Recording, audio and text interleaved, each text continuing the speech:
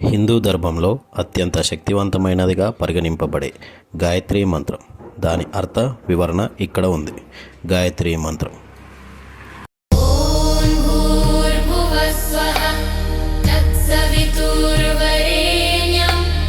భర్గో దేవస్య ధీమహి ధియో యో నః ప్రచోదయాత్.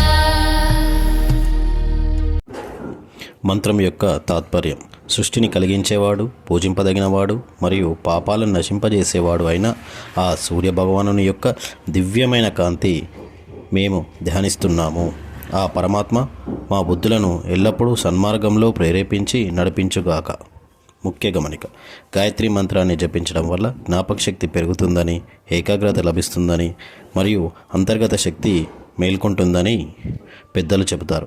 ముఖ్యంగా ఉదయం సూర్యోదయం సమయాన మరియు సాయంత్రం సూర్యాస్తమయ సమయాన దీనిని పఠించడం శ్రేయస్కరం.